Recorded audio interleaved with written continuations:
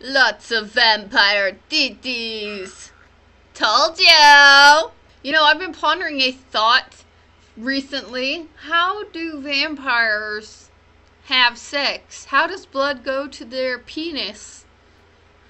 The only assumption I can think of is that maybe the blood they drink is in their veins. But as it turns out, Damien is a scaredy cat. Wait, Amanda doesn't need to know that. I'll keep it between me and Damien. Yeah, don't go telling his fucking secrets. He's obviously embarrassed about it. That would just be rude. Scary cool, yep. He's so cool. It's scary. Ah, yeah, nice save. Not really, that was pretty fucking stupid. Nice save, Darius. Did you know that graveyards used to be a place to throw parties? Not exactly as eloquently as Damien put it. Also, kind of a weird thing to say after you get home from a date. I think I'm misremembering that. You are misremembering that. That's not quite how he said it. Wow, that's pretty punk. Yeah, it is.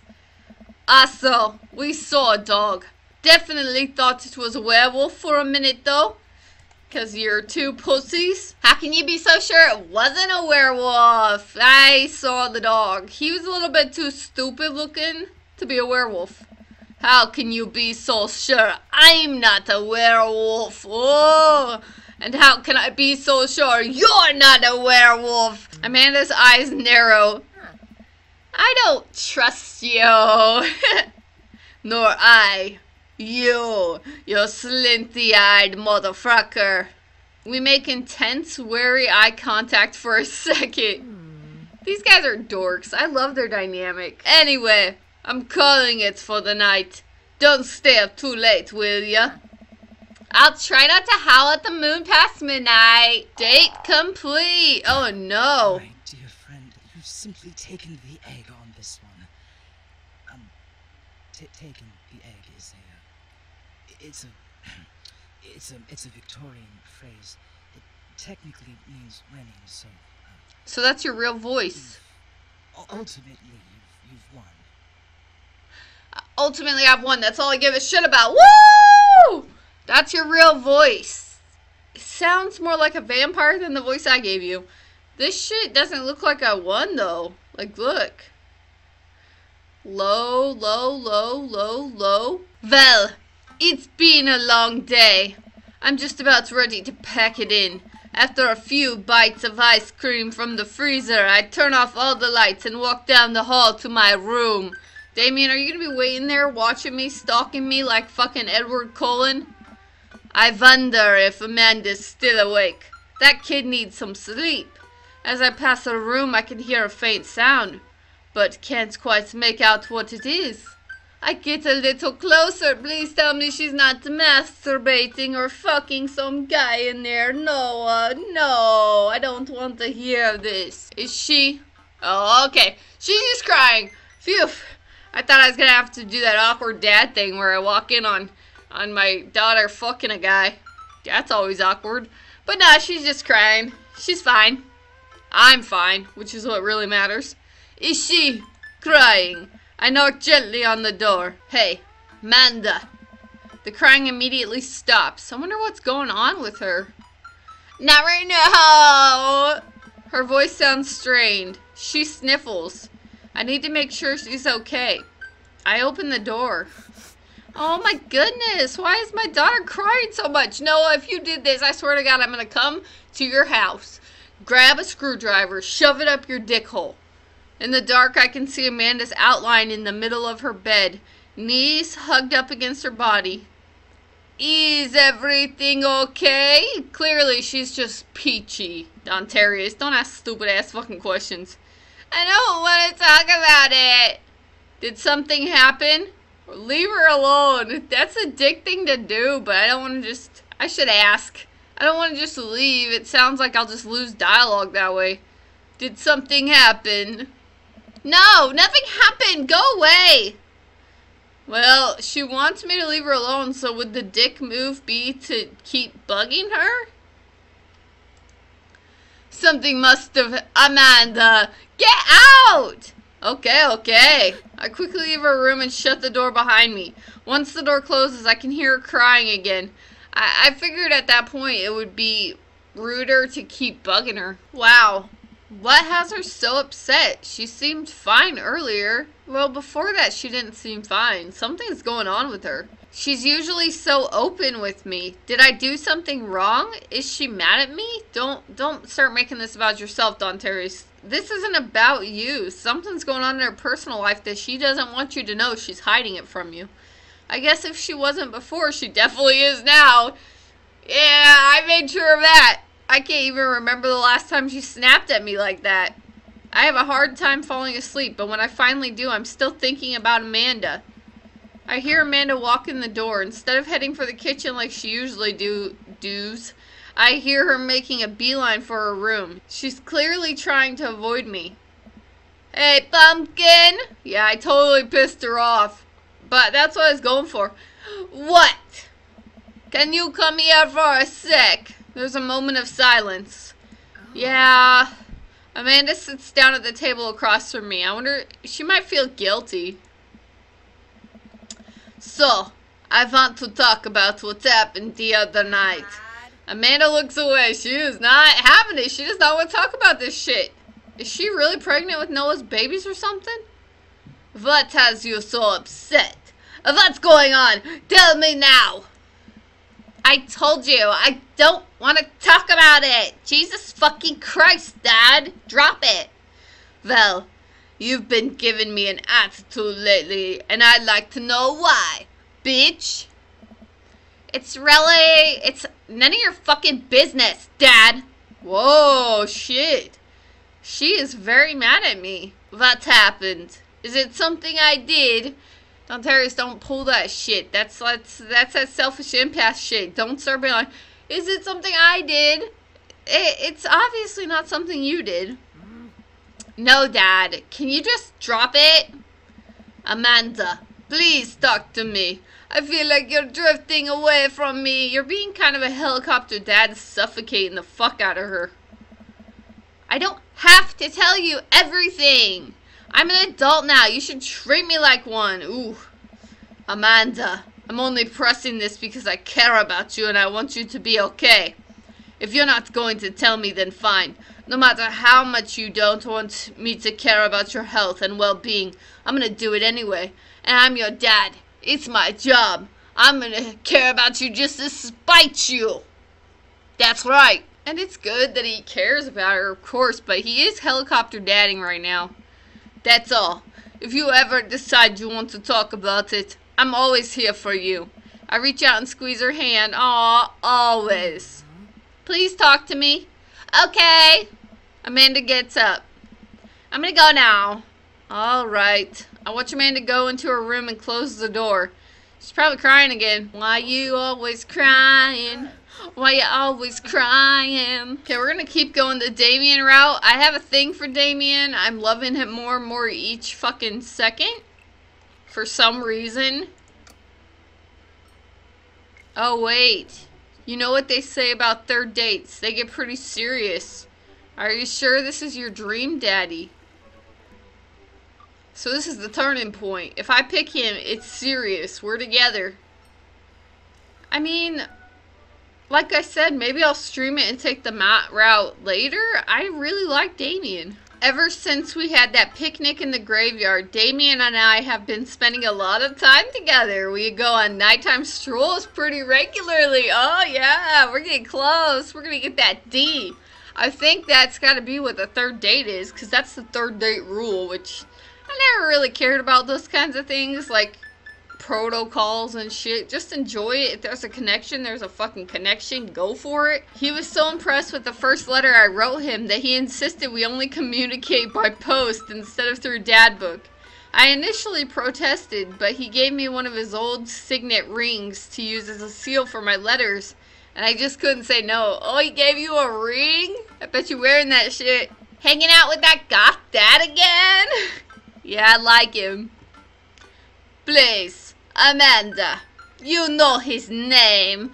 You know he's your new daddy. And yes, Be honest with me here, Pops. Is he actually a vampire? I remember you inviting him into our household that one time, and I've seen The Lost Boys, and I honestly would have preferred trying to see if he could have walked through the threshold of our home under his own power. But I'm not scared of vampires. If he loves me, he'll just turn me into a vampire, and then I'll be a vampire eternally. Plus, I don't really think a vampire could be scared of scary movies and blood. And I don't feel like a vampire would be a vegetarian. Yes, Ananda, I have become Damien's familiar. I am compelled under his curse. Ah! That'd be so funny, though, if he was. But if he really was compelled by him, he wouldn't admit it. I'm sorry, sweetie. Turn into a bat, then. I don't think... What's the point of being a vampire if you can't turn into a bat? Eternal life? Eternal youth? Never, like, fast healing, super strength? What do you mean, compulsion? What do you mean, what's the benefit? Being a bat is, like, the most pointless part of it. Well, okay, I'm off. Are you taking the car, or are you flying off into the night on the leathery wings of a bat? One of those. Well, I'm out. Can you throw away the garlic bread that's in the freezer so I don't die? That would be great. I'm keeping it there as insurance. You understand, right? You guys are such dorks. That's my gal. Damien and I walk along the water's edge, chatting. Damien's cloak. He hates it when people call it a cape. It's a cape, though. I mean, look at it. It's a fucking cape. It's a cool cape. Damien's cloak flutters behind him in the breeze. But that's sweet that he's learning about him. This is gonna seem like a silly question, but... why do goths wear black? Gothic subculture has always been associated with death, so it would make sense that the style surrounding it would be greatly influenced by mourning. Yeah, I mean, it makes plenty of fucking sense. Interestingly enough, though, was that in the Victorian era, Queen Victoria herself mourned the death of her late husband for 10 whole years. Jesus. Really? Girl, let him go. Fuck. That's why I say the only way to live life is to forget. You cannot hold on to shit and mourn forever. You will waste your life wearing black for the rest of her life. Jesus! Well, maybe she just liked black. If that's not goth, I don't know what is. I have another question. Go ahead. How are you so comfortable with death? You mentioned in the graveyard that it helps you appreciate your life or something. I've experienced several losses over the course of my life. I truly believe the only manageable way to cope with it is to accept that death is simply a part of living. Truth. Like, that is some serious facts. He is spitting fire right now. It's like, the only way to enjoy life is to let go of losses. Whether that be an ex or a death or whatever. And it's not easy, don't get me wrong. And you should never let them go entirely, except for exes. You should cut them out entirely. Burn any memory of them. You have to, or else you aren't living. It's a single universal truth for every human who has ever lived. I am going to die. You are going to die. Life carries on without us. That's hard to accept, but it's true. And as someone like me, I'm not scared of death. For some reason, I've just never been scared of death. It's caused me to be very reckless. I've made a lot of mistakes. I've been hit by cars. I just don't think about it, so I'm not as cautious a lot of the times. I'm scared to death of bugs, but I ain't scared of death. Doesn't that make you feel scared? It doesn't make me scared. Not at all. Without the advances of modern science, death was everywhere in the Victorian era, and yet funerals were major social functions. Yeah, like even like in Mexico right now, the Day of the Dead or whatever. Victorians were obsessed with mementos of their loved ones, even going so far as to take elaborately staged photographs of their dead relatives. I knew about that, where they like prop them up and take pictures of them. The minutiae of mourning was so complex that there were set periods of grieving that were deemed acceptable based on who in your life had passed. So they had like set times that you can grieve. I mean, I don't think you can really control that shit, but you should try and move on. Death is part of living, and you should enjoy life while you have it. I don't know if there's a God or any of that crap. I don't personally believe in it, but I'm not entirely against the idea. It's like if it happens, if I die and I go to heaven or hell, that's cool, whatever. But I don't want to live in the what if land. I would like to live in the I am alive now, enjoy it while it fucking lasts. Who knows what's gonna happen after we die? No, we don't have any of that. If you lose someone, you end up feeling lost yourself because we have no modern equivalent of those formalities. We need to allow ourselves time to grieve, to feel that loss fully, but not allow it to consume us. Agreed. 150,000% agreed with you. So no, I'm not afraid of death. I believe it is a waste to spend your life dreading the end of it. Yes!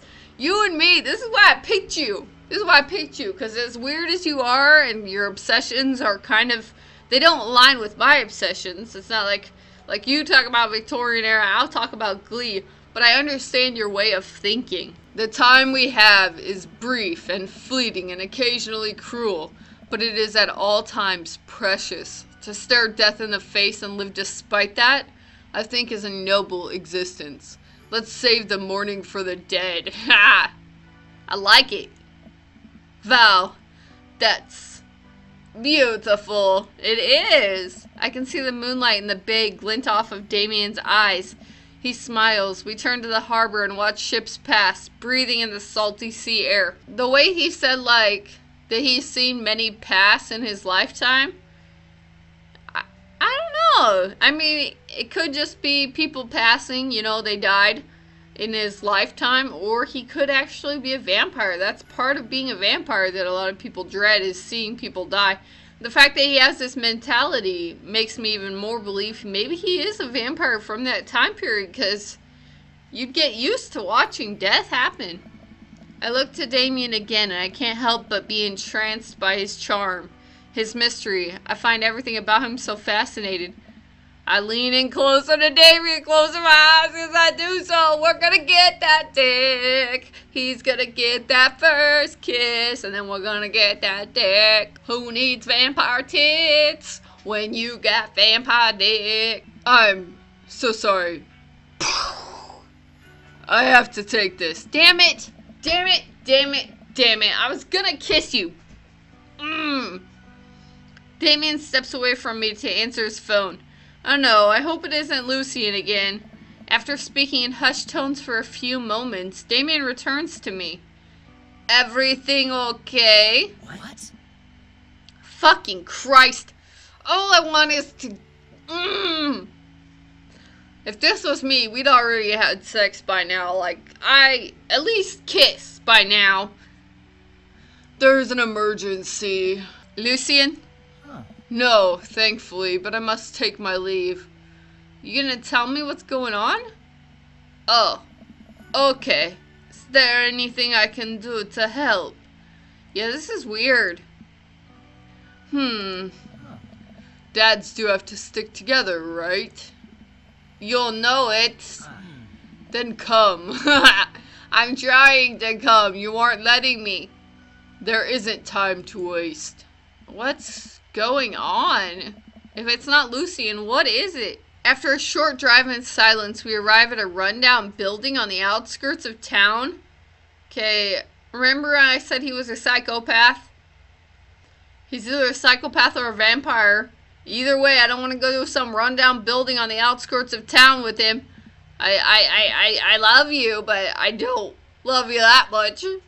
Where are we?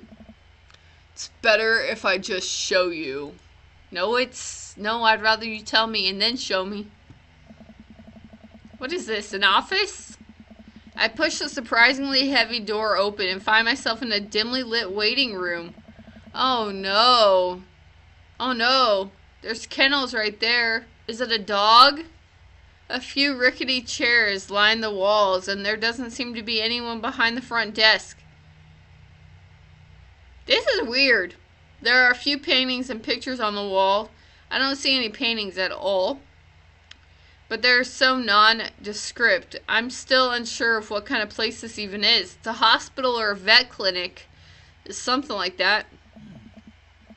Wait here a moment. I'll be right back. Damien walks off down a corridor, his boot heels echoing through the halls of this seemingly empty building. Distant howls echo from someplace I can't see, and there's a faint scratching sound like claws on tile. It's not werewolves. It's just dogs. Like there's some dog. Maybe his dog. Does he have a dog? I cautiously peek down the hall and find stall after stall of scared looking dogs. A few of them notice me and skitter up to the chain link fence, sticking their noses through to sniff at the air. Oh, these poor puppies. He's gonna save them, huh? What have I gotten myself into? Suddenly, the lights shut off. I panic, unsure of where I am or how I can get out. I stumble through the darkness, my breathing getting heavier and heavier. If this route ends with me dead and not with me getting fucked, I'm going to be very upset. Damien. The lights finally turn back on. What the fuck are you doing here, Mary? Hey, sailor. Mary, what are you doing here? You aren't here for the fight club? The fight club? I don't want to get punched in the face. Great. Because this is an animal shelter. What? We take care of stray animals and then people adopt the stray animals. Didn't you see the pets when you walked in? Yeah, I mean, it's kind of clear what this place is in a way, but it's still odd. Oh, sorry, I didn't really expect to see you volunteering at an animal shelter. You're just a cheating whole bag that gets drunk all the time. Wow. Okay, kid. Way to put me in a box. To be fair, he did put her in a box. Dames. You hear this baloney? Dames? You calling my boyfriend Dames? Don't you start. Just one moment. Thunder cracks and the door bursts open. Appearing from the shadows, I see Damien. Whoa, shit. Him working here, damn, he still looks hot as fuck, even in this modern outfit. Shit. He looks almost hotter in that outfit. We look similar, actually, our hair. Damn, look at them arms. Look at that body. Look at that bold shit. This is a new look, Damien. Damn.